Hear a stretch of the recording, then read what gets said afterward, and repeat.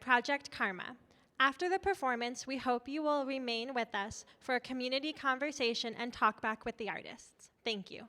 Now, please enjoy Rooted.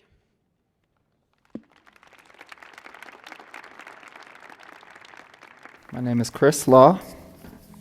I'm 35 years old. I identify as Black. I'm still learning more about myself, actually.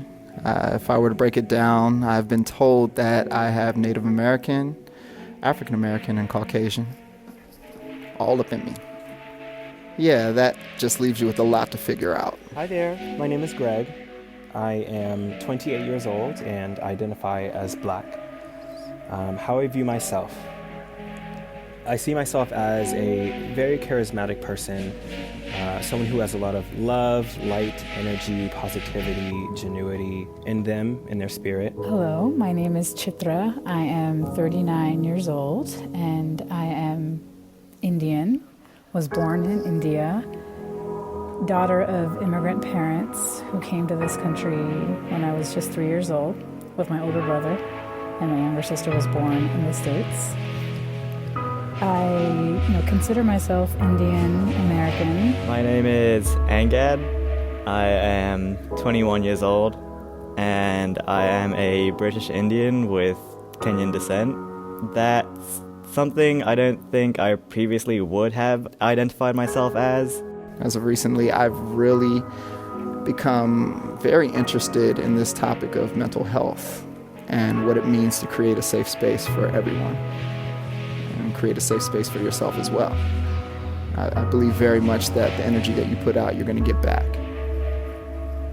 So yeah, I'm a person who loves to create a safe space for those around me, and I like to use dance as a means to create that space.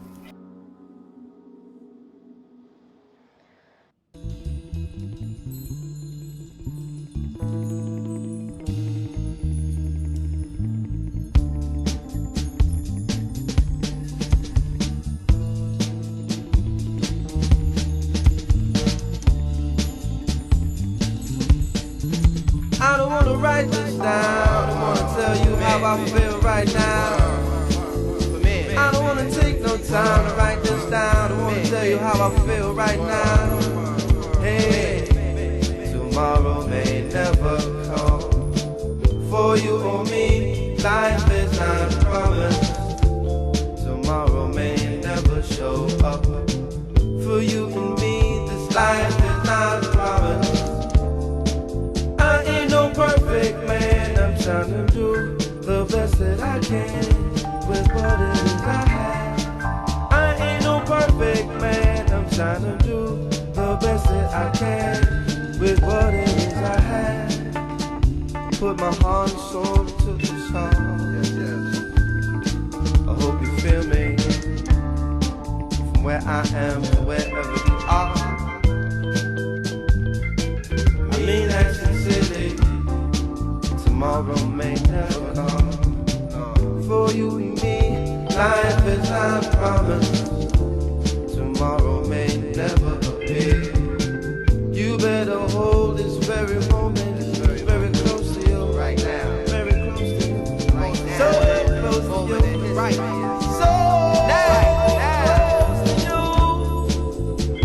you. Don't be afraid.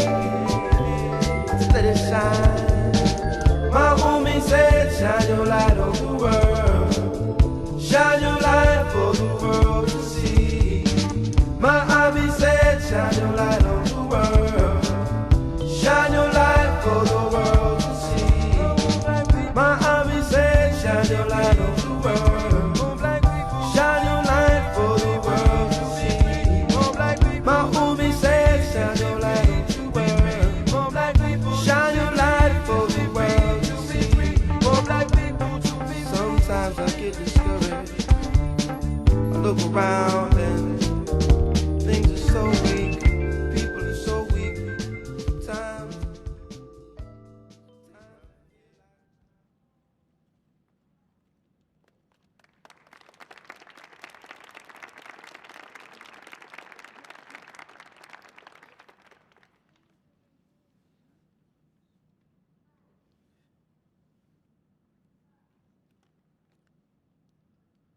As I was growing up, I was very much clouded with insecurities. I don't by any means consider myself a finished product at all, but I think that now I have slowly but surely started to be more unapologetic in presenting myself and openly embracing myself as an individual, which is something that I would try and suppress in myself before.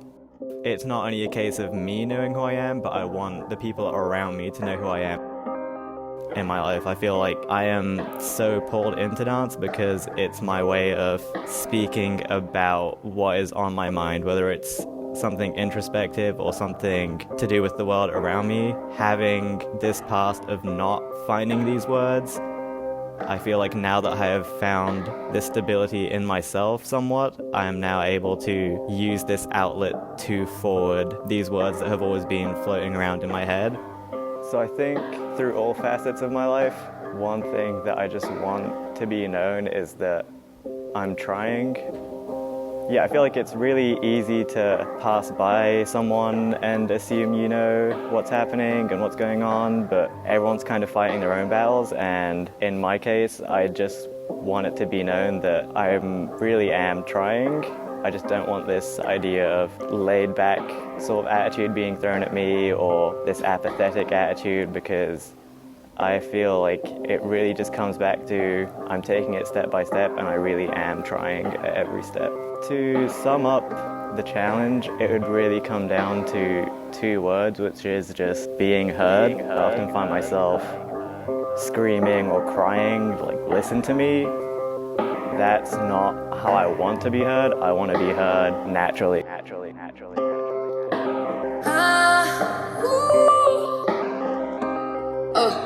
I saved you from the ring of fire. Now you let me feel all your desire. Does this make you think? Does this make you shout? Does this make you think? Does this make you think? Does this make you shout? Open it up. Every time you blink, the darkness is around. Roaming through the streets, lonely as can be. Every time you sneeze, God don't bless you, God blessing me.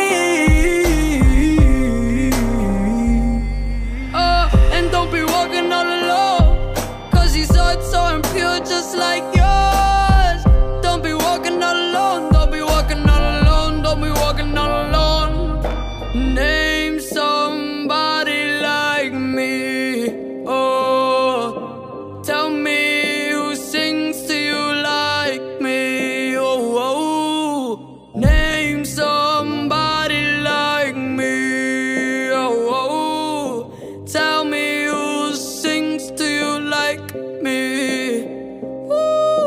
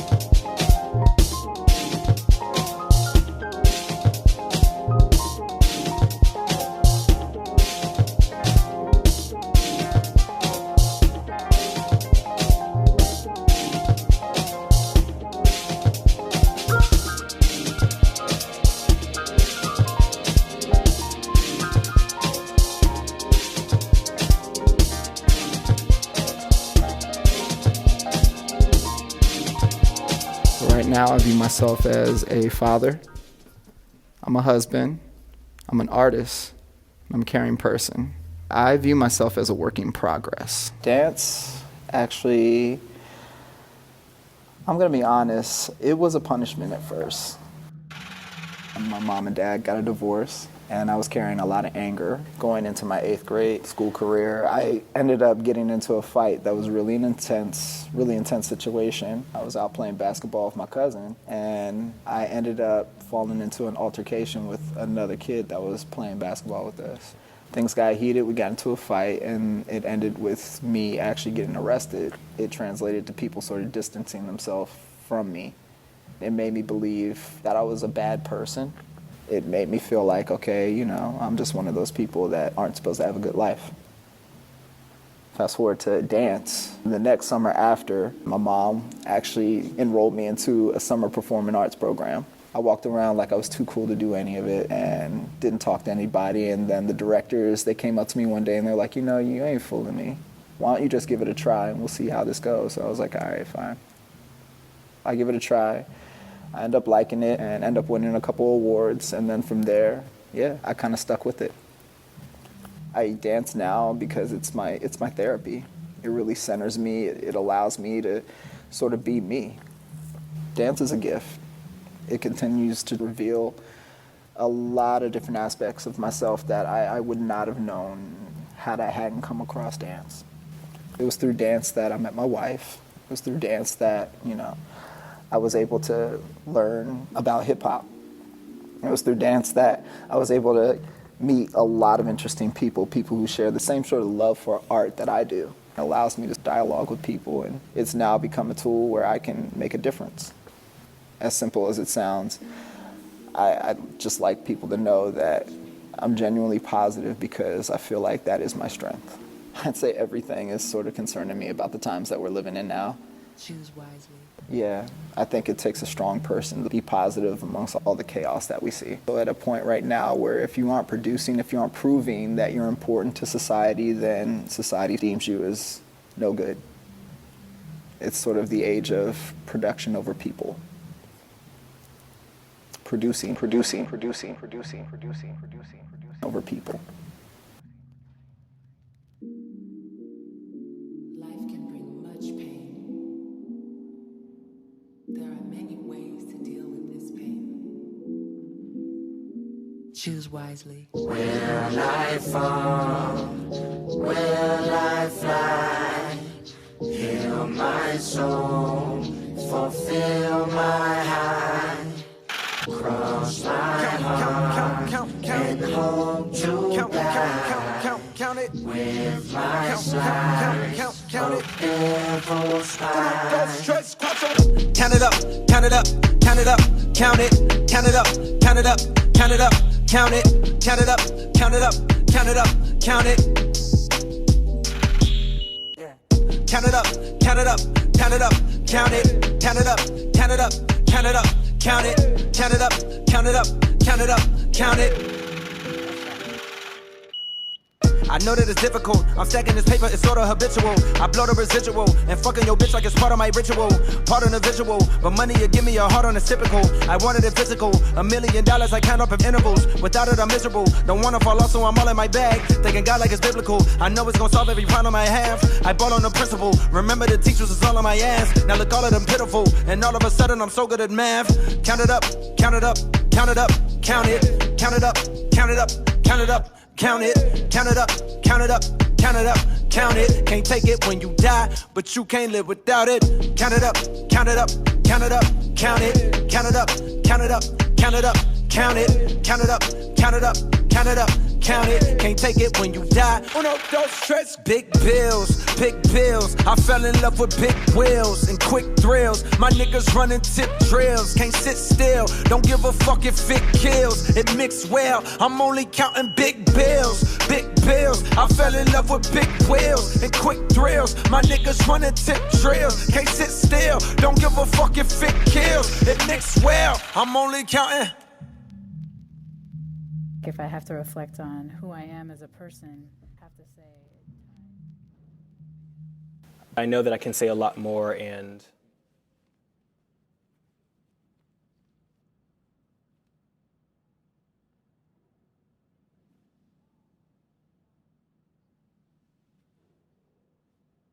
I'm only counting.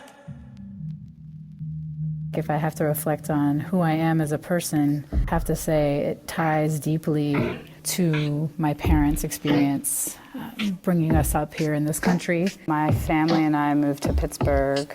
We found a pretty strong Indian community at the Hindu temple. I studied Bharatanatyam for many, many years, and so that was my dance foundation. It was a non-negotiable thing my parents put me in, and I ended up being a fixture in my life. A big part of my upbringing, a big way that I developed discipline and work ethic and hard work. Dance has been an important vehicle for me to express my history and my story, but also be able to be a student and learn, just keep learning, which is a huge part of why I love dance. It's funny, I feel like people have their own journeys with dance where something happens in their life and dance kind of falls by the wayside. And for me, I think it's the opposite. I feel like dance has become more present and more, even more pronounced as more significant things happen in my life. The everyday challenge is being able to do dance well and then also be able to balance family and my work and my financial stability. And I feel like dance is such an important part of my life now because of the craziness that we see in our society. I feel like it's one of the more unique spaces where you can really escape some of the injustices that many of us are feeling. So I think the biggest concern that I have is just being able to support and be there for the immigrant communities that just are a part of my life and that I feel like I've connected with so deeply in DC.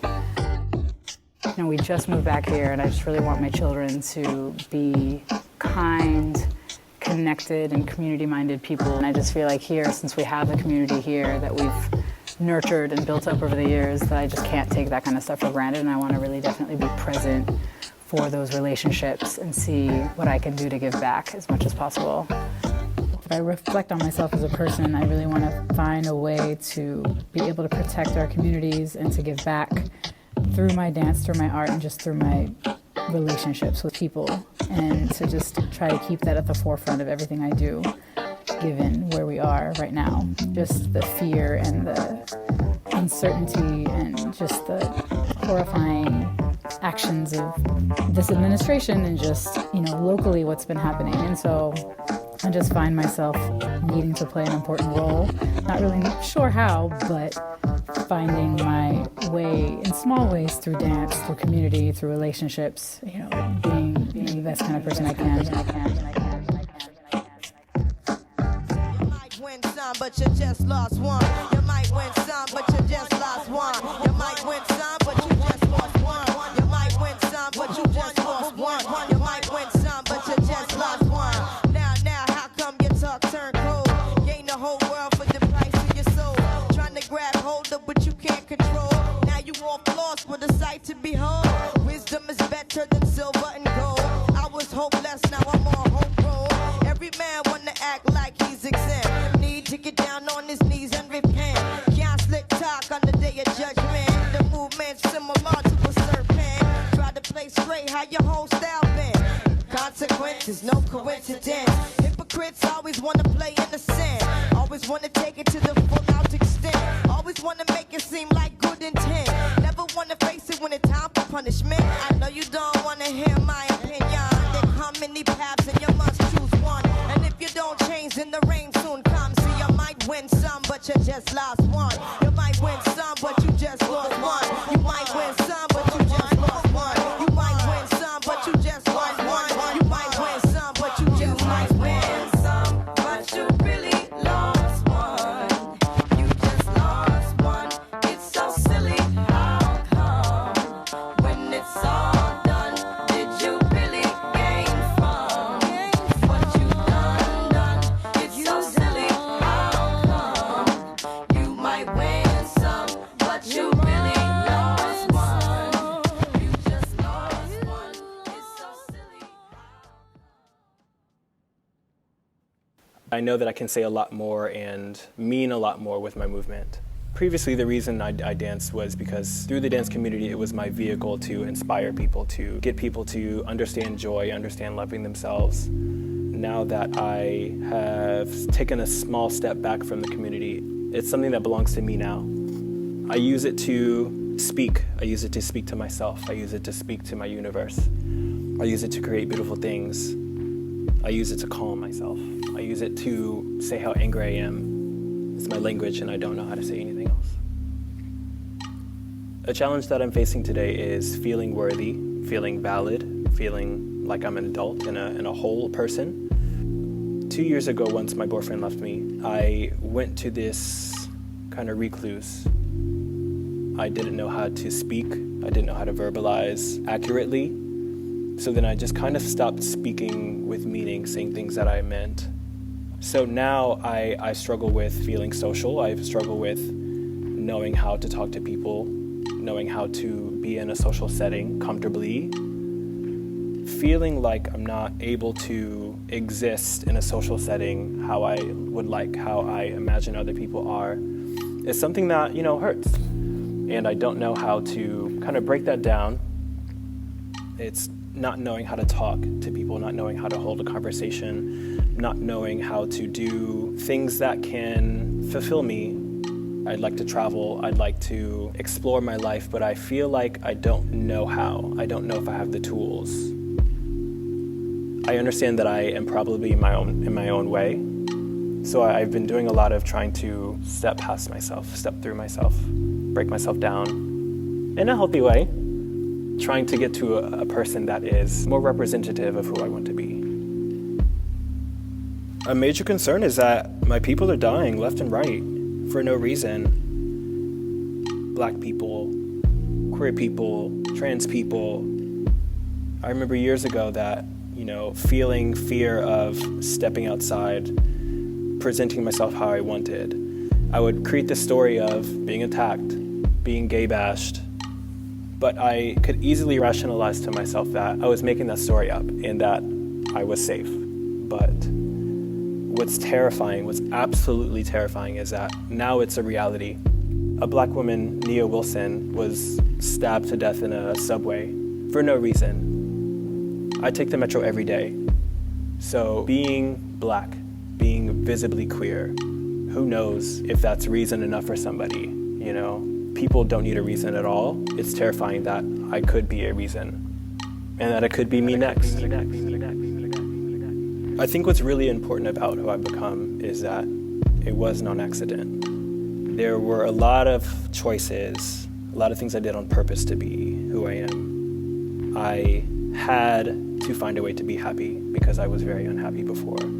I had to find a way to empower the people around me because there wasn't many people like me doing it for the people that are like me. It took work to heal on purpose. It took work to be happy on purpose. It takes work to be inspiring on purpose. So I created myself. Haunted by those that suck you in, that pull you under.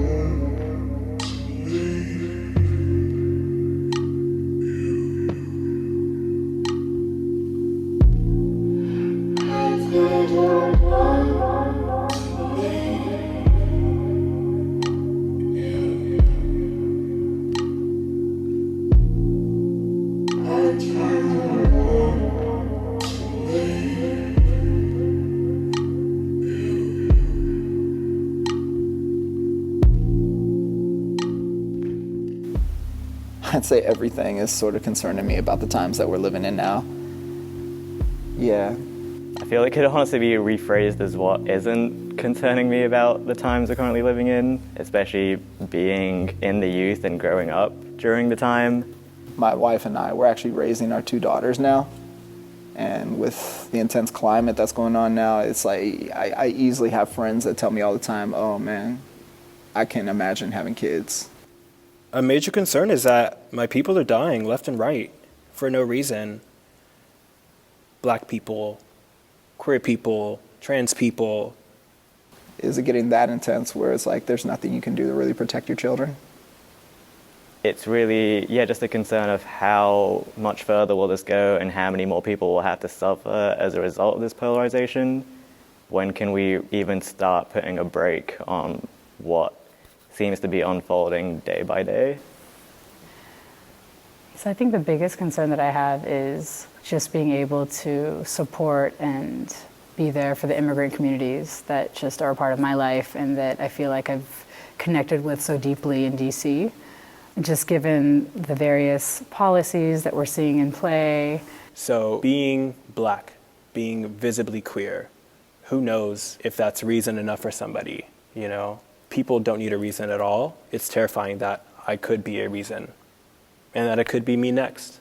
And that's terrifying. You think that things have gotten bad and you kind of say to yourself, oh, well, at least we can work up from here. But then things drop another 5 levels lower.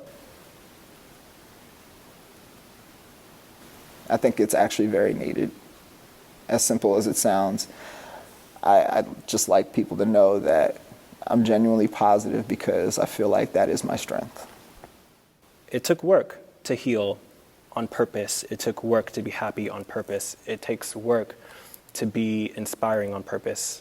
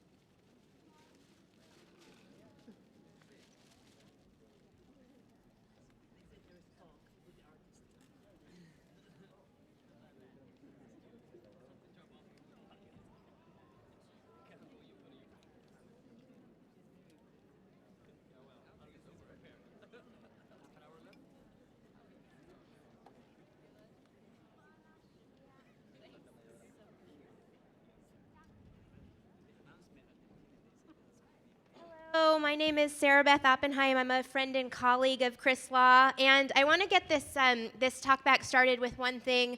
We just saw the dancers express themselves through movement, and it's really important at a hip-hop show that the audience also express themselves. So can we hear some whoops and hollers and yeah! Woo! Sometimes it feels a little funny in a place like the Kennedy Center to do that in the middle of the show, but it's okay. So as we're doing this talkback, if you feel so moved, please do so. While Chris and the dancers are catching their breath, I wanted to get us started by mentioning that Chris is actually one half of a powerhouse duo called Project ChArma with his wife, Amma Law. Alma is about to premiere her master's thesis at the University of Maryland in 3 weeks. So they divided and conquered at this early part of 2019, but there is an unsung hero behind the scenes back here. So some whoops and hollers for Alma.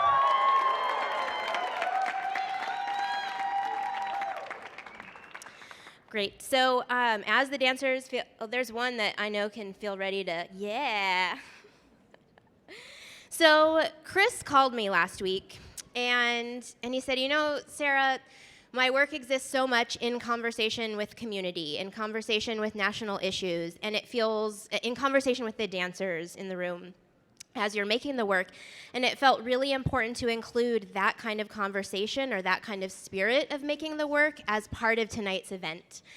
So that's why we're doing this. And so Chris. I know Chris from 3 years of grad school together.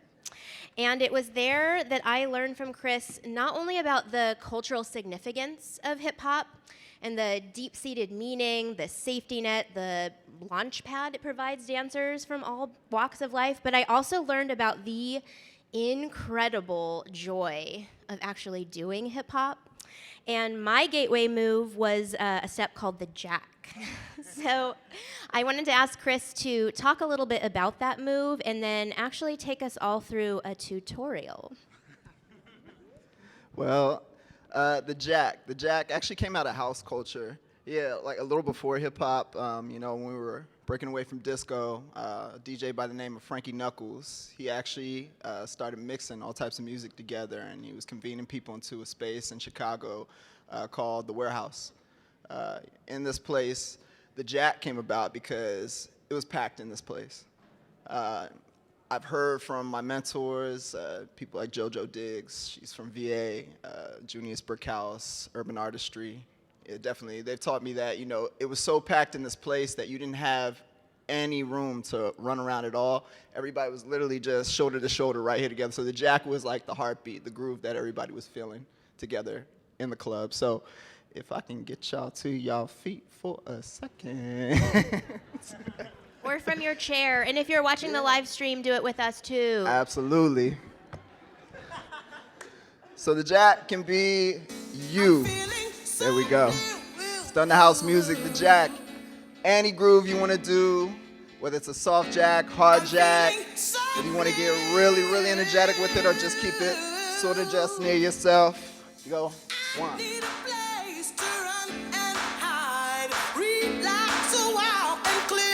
Wait for that beat and dream of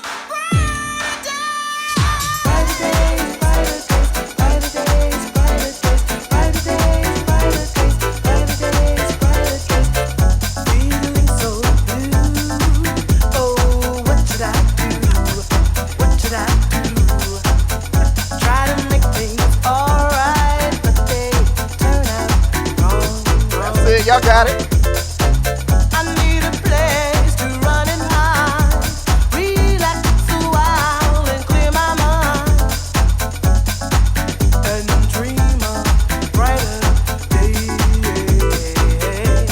Jacking right there.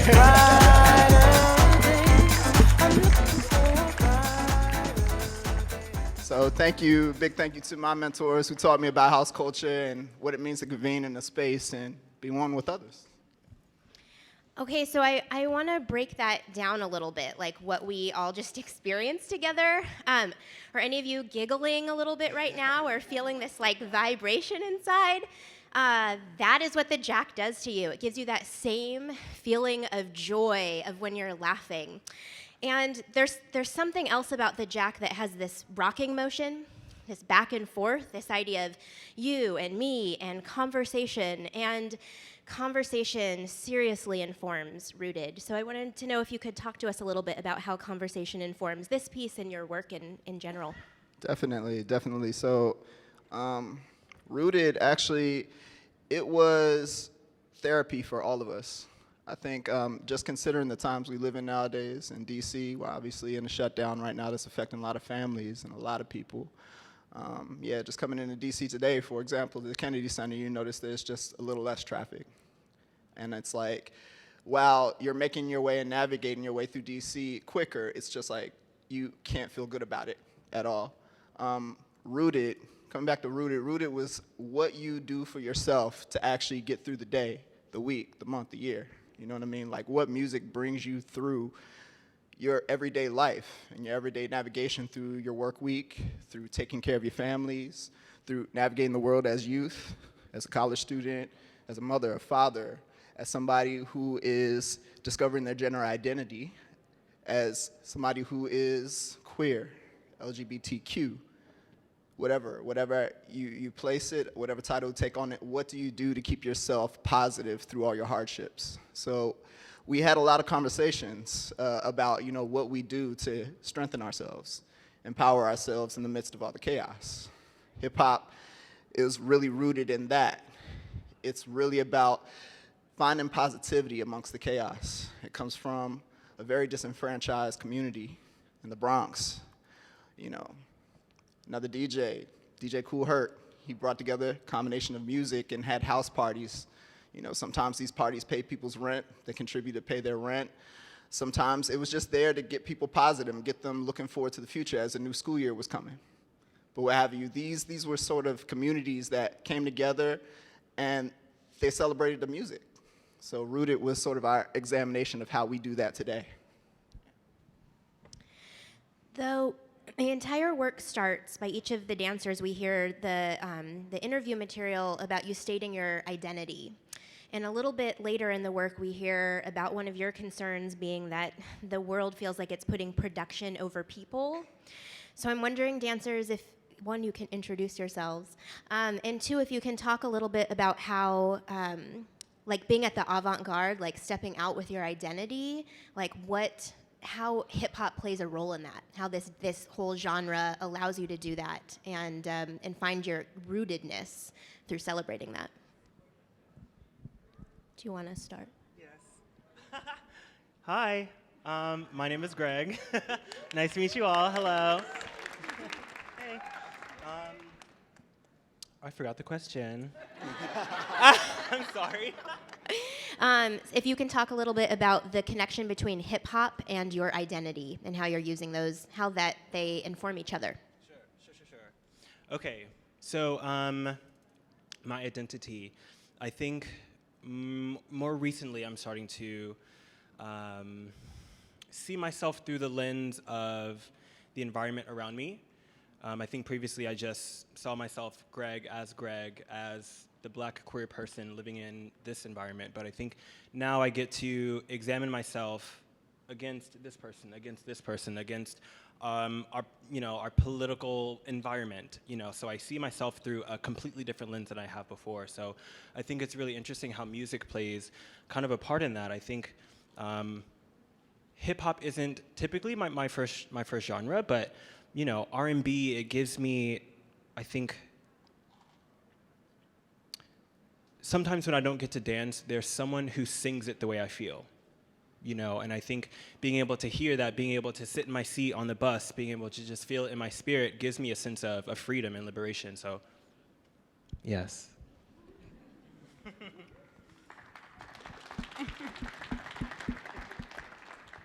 So for me, hip hop has always been a part of my life.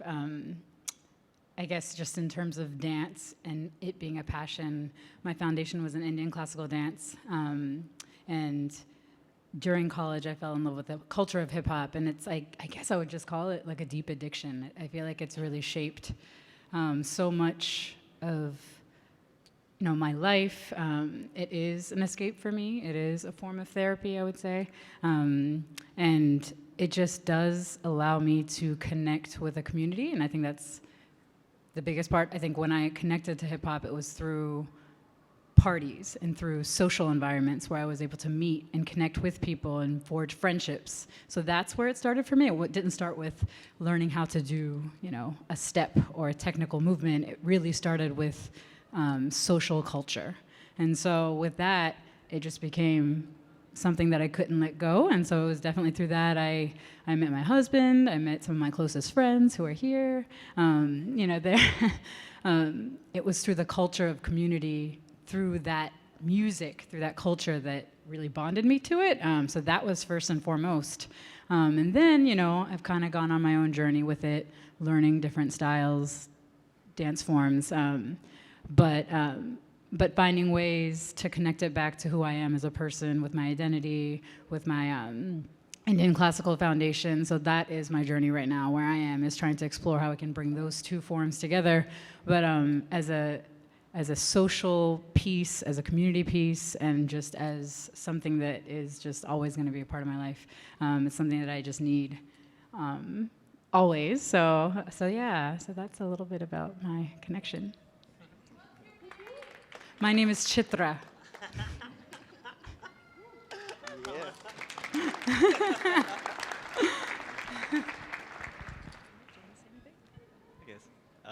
Hi, I'm Angad.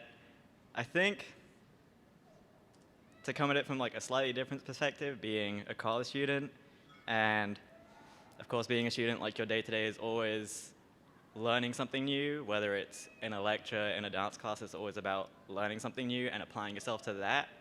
And I feel like hip-hop's kind of being that one sort of centering aspect where even though I'm learning all these other different things and like trying to stretch myself out my comfort zone in these ways, hip-hop's kind of like the centering point that assures me in my identity, because it's one of those styles that I could put on music and do anything for 2 minutes in terms of just feel it out, and that's completely valid. It's kind of rooted, for lack of a better term, in this nature of letting you express who you are as a person. And I feel like, sort of how I touched upon in my interview with different insecurities and these kind of things, the consistency has been that this style has been the one area where, regardless of how I move, it feels authentic to myself, and it tells me that you're okay like this. Like, you don't have to stretch yourself in all these different ways. Like, you can be as you are.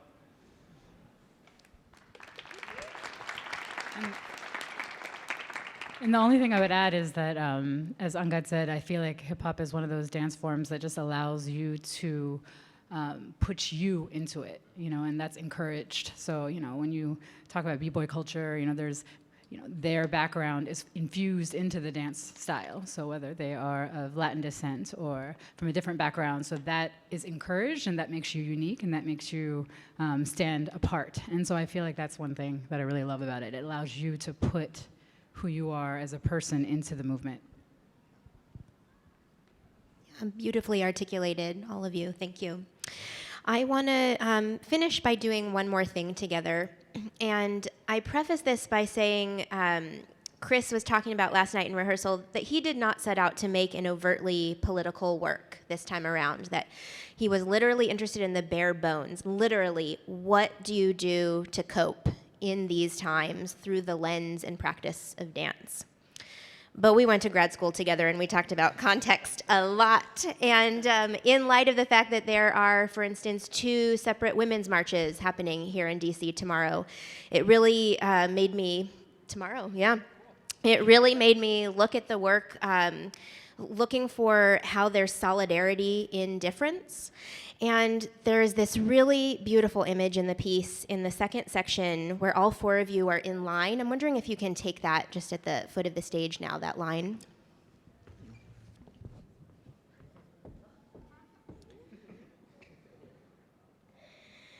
And when the 4 of you come together in that moment, everybody's standing just a little bit differently. Do you see different postures? Almost different, even though they're in one line, different ways that someone is bringing up the rear, or someone is taking just a slight step forward, or someone is standing a little bit taller. And to me, this speaks about how not only the 4 of you found each other in this community and celebrated your different identities and differences, but as a model for how so can we all. So to finish out this evening, I wanted to ask everybody to either stand or from your seat, find a way that you too can reach out. Maybe it's physical, maybe it's something that you feel, and find yourself in solidarity with those to your right and your left. Let's try it together. And if you're at home watching, you can do it with us. And feel how you're reaching out to the right and feel how you're reaching out to the left. And you can look at your neighbors as you're trying this. And on the count of 3, we're all gonna take a little scooch forward, just like the dancers did to end the work tonight. And we're all gonna just scoot in a little bit closer to a seat at the table. Sound okay? All right, let's count it down together. 3, 2, 1. Project ChArma, rooted!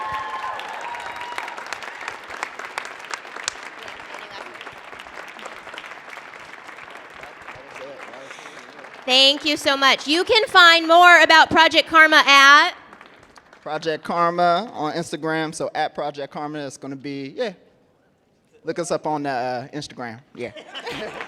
Thank you all so much for coming this evening.